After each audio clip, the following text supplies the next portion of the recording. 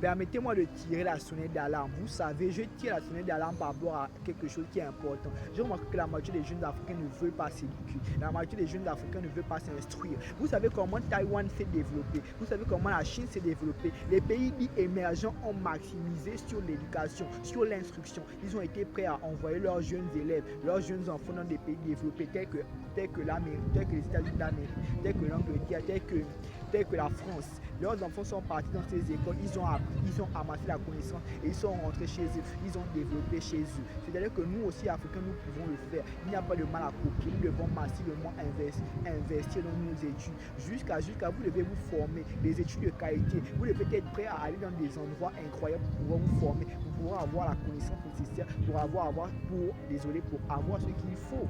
Je ne comprends pas qu'ici en Afrique, on a des voitures de luxe très coûteuses, mais il n'y a pas des Africains aptes à pouvoir réparer vos véhicules. Il faut appeler des techniciens depuis l'Allemagne, depuis la Belgique, depuis la France, depuis la Russie pour venir vous réparer les véhicules. Je trouve quand même que c'est stupide.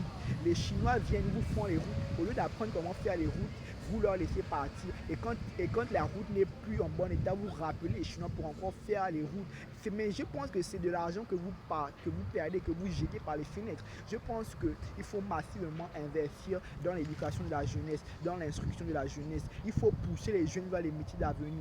Ici, en Afrique, on a le pétrole, on a le manganèse, on a l'uranium, on a l'or, on a le diamant. Mais les jeunes veulent se spécialiser dans la comptabilité, dans la gestion des ressources humaines. Bon, le fait la gestion des ressources humaines, c'est pas que ce sont des mauvais métiers, mais ce sont des endroits saturés. Et on est parti dans ce genre de domaine-là parce que c'est par défaut, en fait, parce qu'il n'y a pas les moyens d'aller dans des domaines un peu plus